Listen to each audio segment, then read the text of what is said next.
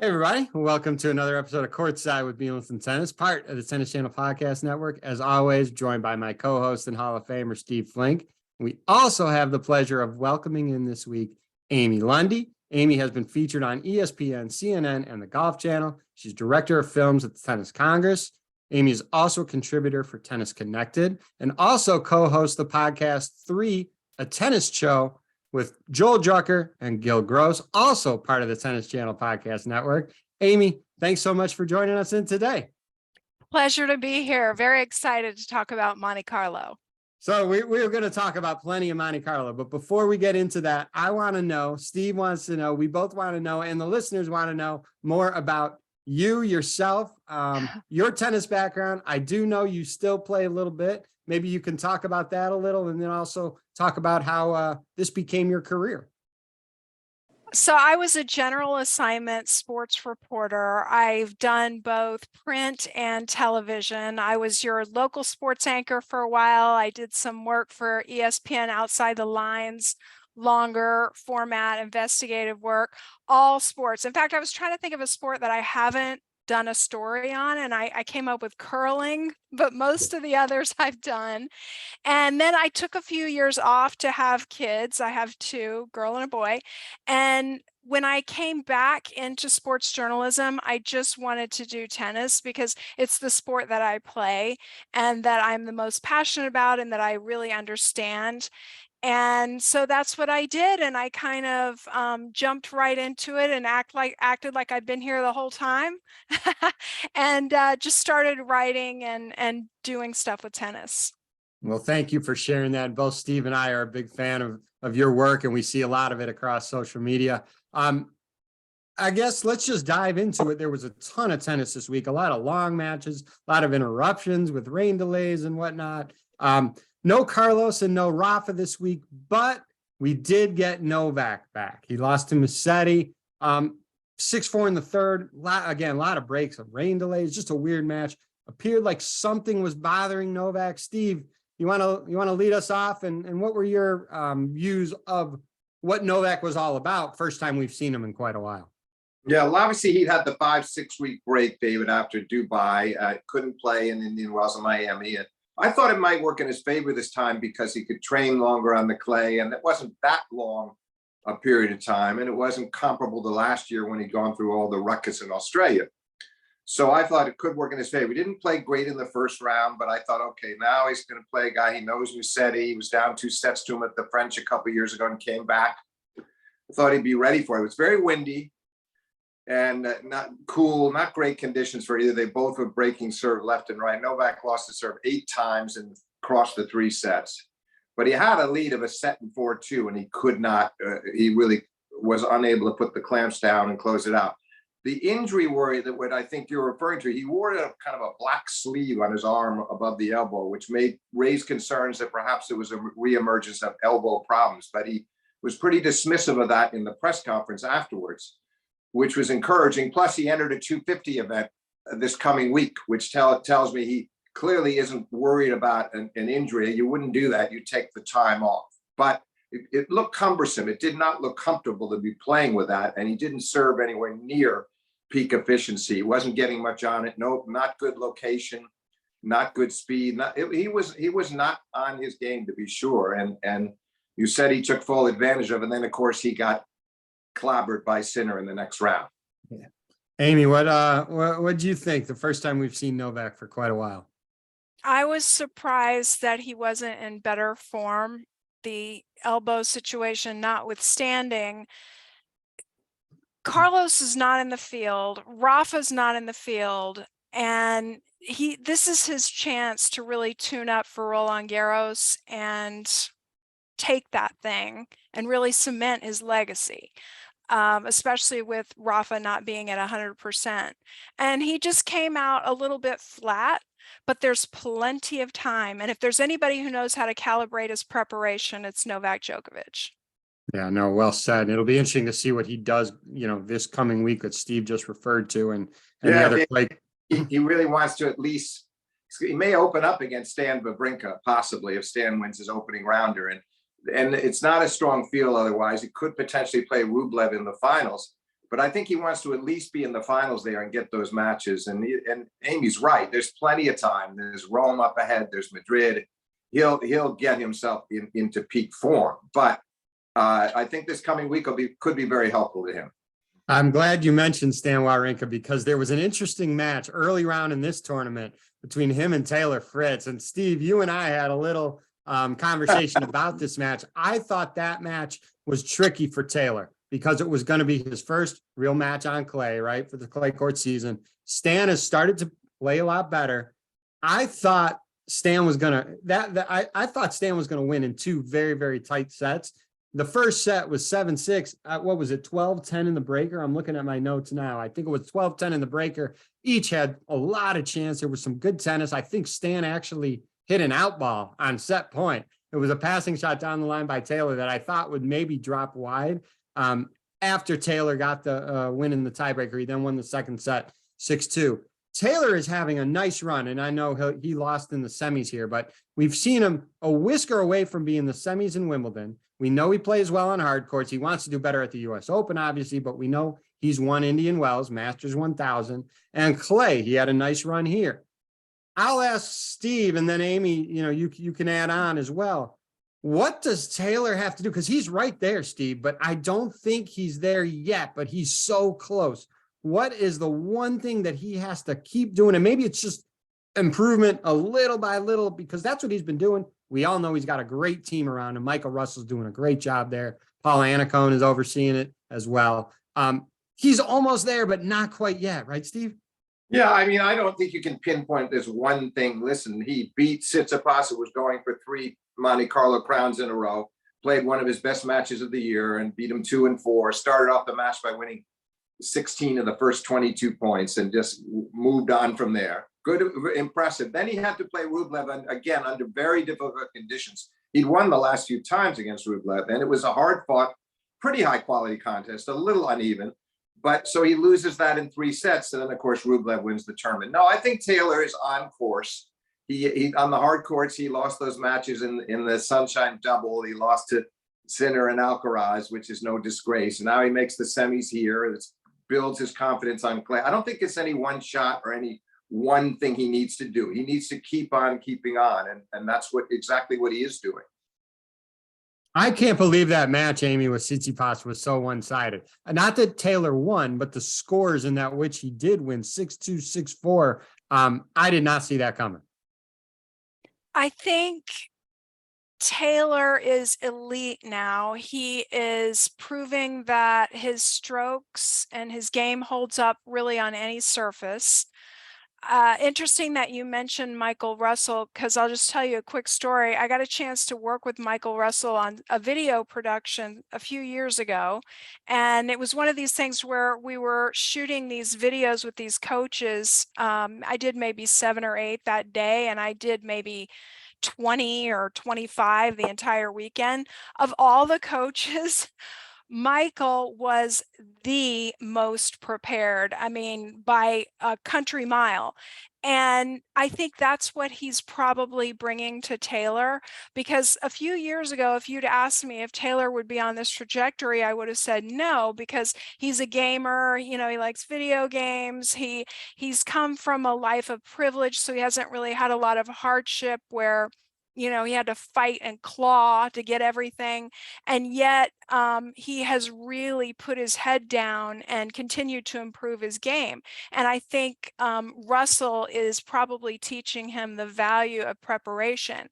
But I noticed in the match with Rublev that Rublev's technique was holding up better in the longer rallies, and that Taylor was going to the bailout shot just a little bit sooner. And on clay, that's going to have, a cumulative effect. So perhaps just a hair better on the conditioning specific for the surface, and maybe a little bit more at the net. And then he's, the 5-tool player, as they say in baseball.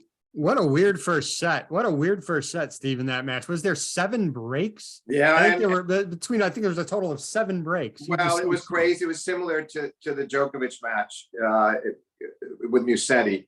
tons of breaks. Actually, Taylor lost his serve 8 times in 3 sets. So in addition to what Amy's talking about, where maybe he could have been a little more patient in the rallies, although it was his aggression that got him back past Stefanos. He was pulling the trigger, as he put it, in that match and connecting. Not so much in this match in really terrible conditions. But I think he was most disappointed in his serve. And it just was not a server's court or a server's day.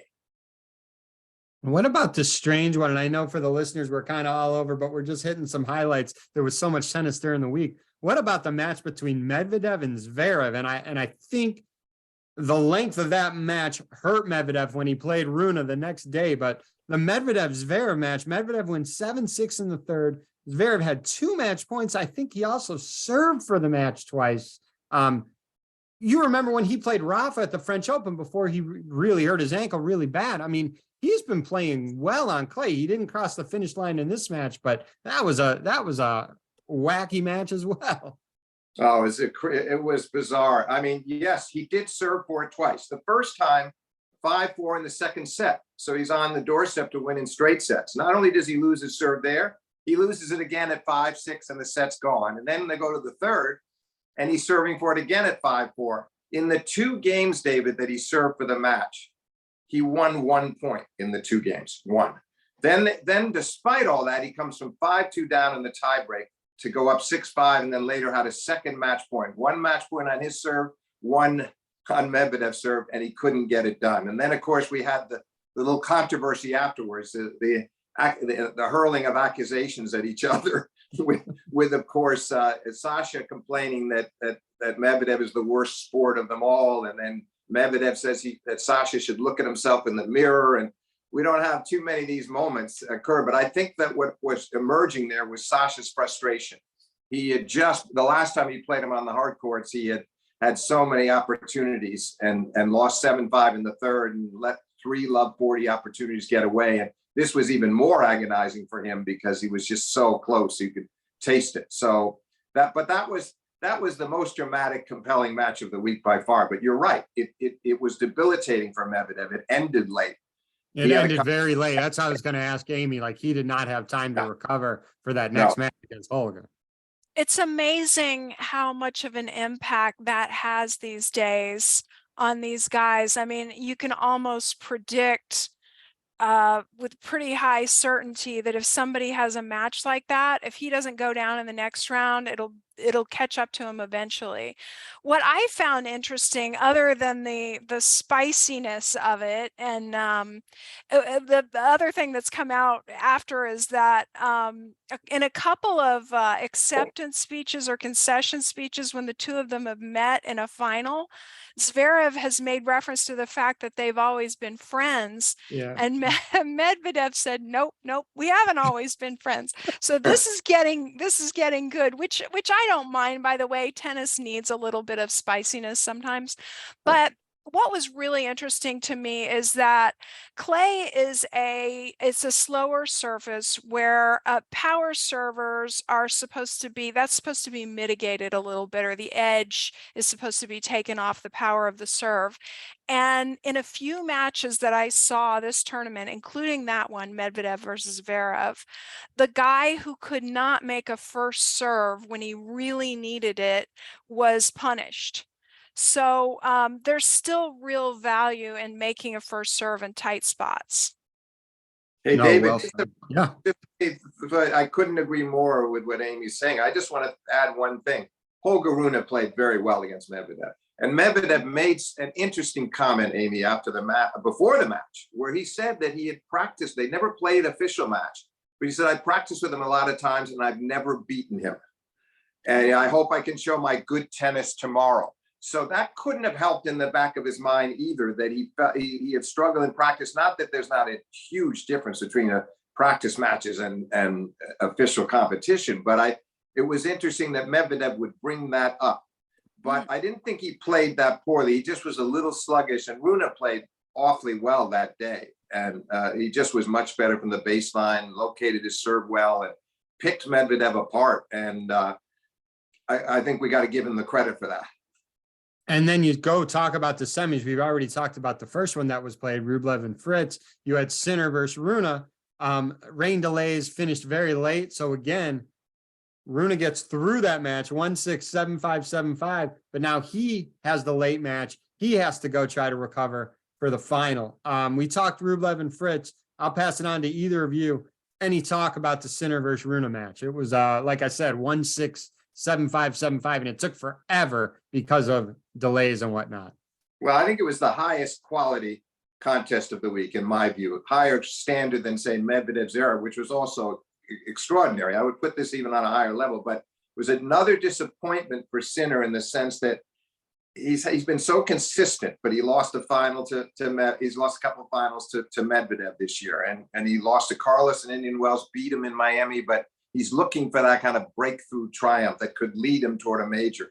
And here he blitzed through the first set, went down a break in the second, then there's a rain delay, but he came back after the return from 2-5 love 30 all the way back to 5-all, saving a couple of set points, and still lost the set. I think that was bruising. And yet the third set was terrific and just came down to the one break at the very end, 7-5 for Rune. So it was a very enjoyable match to watch, but I'm sure you could see the look on Sinner's face when they went up to shake hands. Partially, I think he had a certain distaste for Rune's behavior, as they all have problems. He's a very precocious kid and contentious, and he's not the most popular guy out there, but part of it was his opponent's behavior, and the other part was just the disappointment of not being able to get into this final. And because I think he felt after Indian Wells and Miami that maybe he was ready to win a 1,000.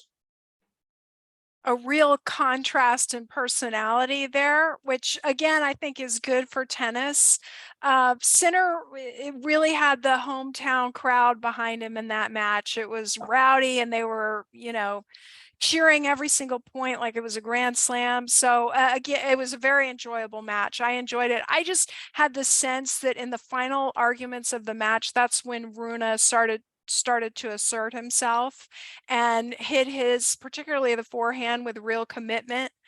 And that's what gave him the edge. But I agree with you. That was probably the match of the tournament. So we have Sunday morning, right? It just finished Sunday morning in the States. It finished a couple hours ago. We're recording this Sunday afternoon. Holger Rune versus Andre Rublev. Rublev wins 5-7, 6-2, 7-5. After being down a break in the third, Rune double faulted a game away at 5-all in the third.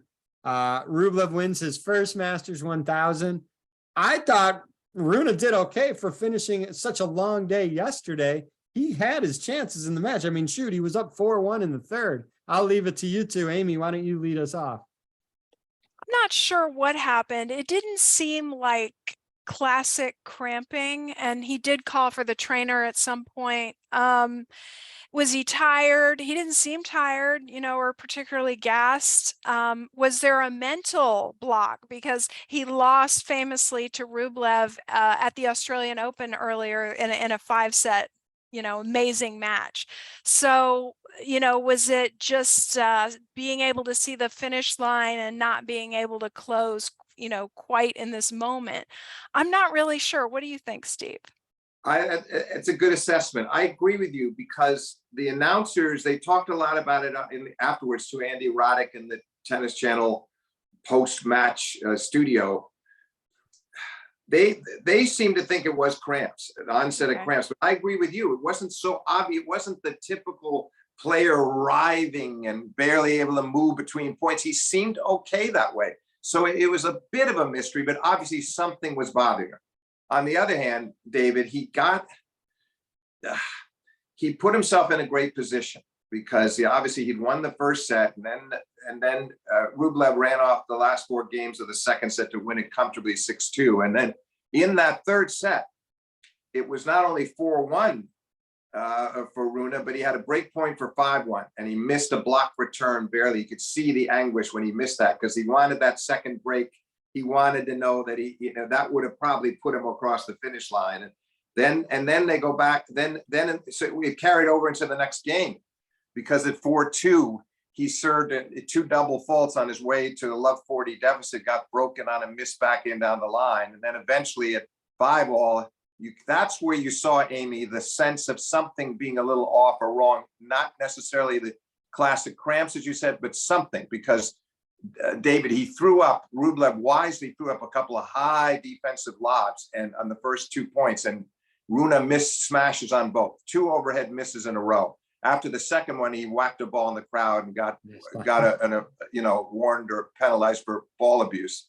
And the crowd started getting on him, and he tried to egg them on as if to say, bring it on. And then he got broken, and it was a tough stretch. It was a tough stretch because then he got broken on a double fault at 5-all, and then Rublev served it out. So something was going on there, but it wasn't entirely clear, as Amy pointed out, whether this was just classic cramps or he was worried it was going to happen. It's a very high-strung guy. He's always on edge, and it caught up to him today. And maybe it was a carryover from a very physical, grueling match against Sinner last night. It possibly a carryover. Nonetheless, smart, impressive performance from Rublev, who really competed well. And he, at this point, David, strikes me as a more solid player than he's ever been before. I used to think you could get to the backhand.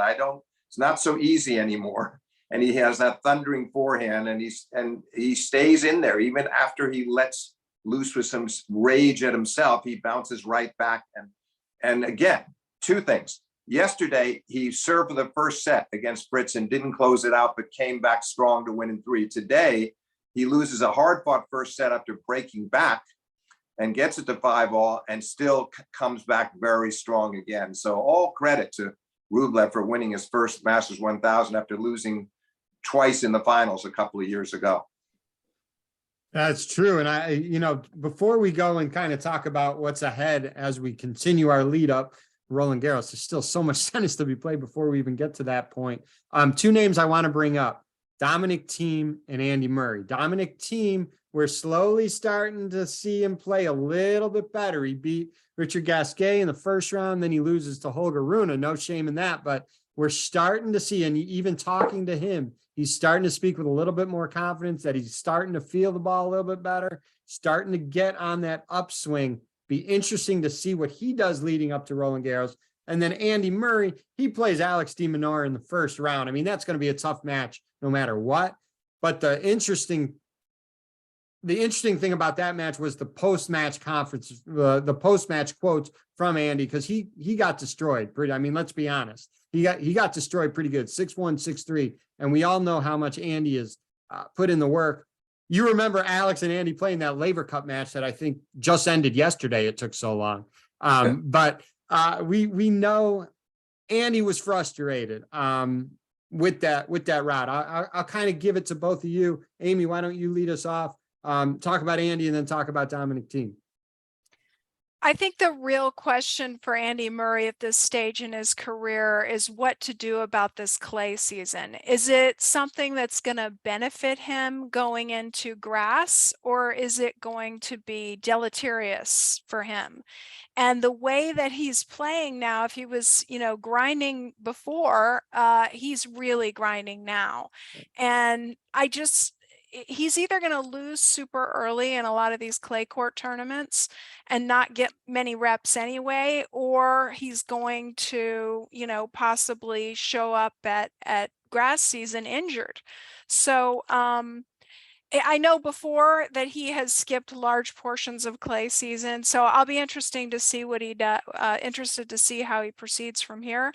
In terms of Dominic Thiem, very fascinated by some of his comments about the wrist and how he now thinks he knows what he did or why he injured it. And it was because after he won the US Open, he says he just didn't have as much motivation, or he had a letdown and therefore was not practicing as hard, and then went out and tried to suddenly ramp it up, and the wrist could not take it. From my perspective, he went a few years where he was just playing more than anyone else on tour. I mean, he was grinding himself to a pulp. So it's interesting that his answer to all this is always work harder, not less. But I would love to see him back, and especially on this surface, because there have been so many classic matches in recent years with Dominic Thiem on clay. Yeah, and he was Rafa's most formidable opponent for about 2-3 years in a row before the injury. Steve, what are your thoughts on both Andy Murray and Dominic Thiem? Yeah, just a brief addition to what you said. He also gave Roger a lot of trouble. He beat Novak a couple of times in the year-end championships. The team was really emerging in a substantial way, and I largely see it the way Amy does it. It's fascinating to see where he goes from here, David. I am a bit concerned because we saw some good form from him last fall. I think he was getting on a pretty good roll over the autumn, ending the year pretty strong. Didn't start this year well, but now there's a chance with a bunch of clay court tournaments coming up. I hope he can make at least one strong showing prior to Roland Garros, so he goes in there with some belief so that he can make a run at Roland Garros. And I suspect that might happen because he didn't play badly at all in that match, as you mentioned. And so this was no disgrace. He just beaten by a better player. But I feel like he's definitely on his way on the clay, and he's feeling pretty good about himself. And I want to see him. I want to see him really make a dent in Paris, and I suspect he will. So here's the deal. In my opinion, I think it's such a grinding surface, clay, right? And there's so much tennis leading up to Roland Garros. I think you really have to manage your schedule, especially for the top players who are going deep week in and week out. And I think the clay schedule may be a little bit too long, but it doesn't necessarily have to be if you schedule it the most strategic way that gives you the best chance in Roland Garros. We just know that Rafa's not playing Barcelona. He said he's still not ready, so he's not playing this coming week. We do have Carlos playing it. Steve, you referred to Novak earlier. What are your kind of themes or trends that you'd like to see as we continue our build up to Roland Garros? Amy, I'll start with you. Well, I've said this on a couple of podcasts, including my own. I have a source that talked directly to Rafa a couple of weeks ago, and his body's not feeling great right now. So it would not shock me if he did not play Madrid. To be honest, it wouldn't even shock me if he didn't play Roland Garros. But we've heard this from Rafa before, not feeling well, I've got injuries, and then he goes in and he wins Roland Garros. I did a study once on which tournaments he would win and which he wouldn't, and if he had to miss clay, and the result was that it really didn't matter how many clay tournaments, whether he could only play one or he ran the table, he was still just as apt to win Roland Garros. Absolutely right. I mean, let's look at recent tournaments there, David. I mean, when Rafa won it in 2020, he didn't come to the U.S. Open. Of course, the French was thrown into the autumn. Plays one tournament, loses to Schwartzman in Rome, and they're playing in cooler conditions, which he says he hates. I want the hot sun. I want the typical. He was not optimistic going in. He blitzed through the field and won that. And then last year, he had a terrible time with the injuries and the rib injury in Indian Wells, and didn't have good clay court preparation, left the court in Rome against Shapovalov kind of despondent, then had to get injections every day during the Roland Garros. And he had another brilliant tournament where he beat Djokovic in the quarters after surviving a 5-setter with Felix. And he was a little lucky that Zverev got hurt, but still he was playing well, and he'd won the first set there, and he blitzes Ruud in the final. So what can you really say? I think the point being, get back to what Amy said, David, is that at one time, Rafa, when he was younger, was adamant that he had to have these matches and he had to have the right preparation. As he's gotten older, he's adjusted his thinking. And that's why I think in the end, I suspect he'll play Roland Garros, even if he still feels like he's very physically subpar, because he'll want to give it a shot, knowing there are not that many more left and feeling like maybe things improve over the course of the tournament. I hope I'm not being overly optimistic, because Amy mentioned her source, and based on that, it's like, okay, I agree. Good chance he plays nothing going in, but I kind of hope he gives himself the opportunity. And Amy, I want to ask you, because Steve and I have discussed it, and we want to hear what you have to think about this. When Carlos Alcaraz arrived on scene, everyone's like, this guy's going to be an animal on clay, right? He's unbelievable. And we've seen he's played well on clay, right? But then you look at what he's done on his hard court season. He's won 3 in his career. He's won 3, arguably the biggest hard court events there are sans Australia, right? But we're talking US Open, Miami, and Indian Wells. He has won more clay court events than hard court events, but I mean, you see what he's doing on a hard court. Steve had a great quote we put out a few weeks ago, is that if he's grading a paper, he gives Carlos a 95 on clay and a 97% on hard court. How do you see Carlos? And if Rafa is not healthy or doesn't play, that Carlos Novak potential semi or final maybe would be crazy. But how is he on grass? That's circle back. And it's funny, I wrote something, is Carlos a better hard court player or a clay court player back in February? And I think the final analysis, my idea after looking over everything was clay, but then he won Indian Wells. So if I had to write the same article again today, I'd probably say hard court. I'm just excited to see him back. And I think that you never know what he's going to do. You don't know if he's going to drop shot. You really don't know on clay. You don't know if he's going to approach or if he's going to stay back and just hit the living daylights out of the ball. So right now for me, he's the most exciting player on tour. And I'm especially excited that he's going to be in the field coming up. Steve, any final thoughts before we sign off? Well, I think my concern on Carlos is that obviously there's been a lot of injuries, and it's been a very disruptive time going back to last November, and he ended up missing the year-end championships and the difficulties he's had since, and then having to pull out of Monte Carlo. I hope that was largely precautionary. I hope that we see him healthy in Barcelona, and if so, I think it'll be a fascinating road to Roland Garros. And gets back to your original point, David. The good news is that Djokovic and Alcaraz are going to probably be swapping back and forth or staying in these 1 and 2 slots, 1 and 2 in the world. So that potentially, if they were to meet in any of these events and at Roland Garros, it would be a final.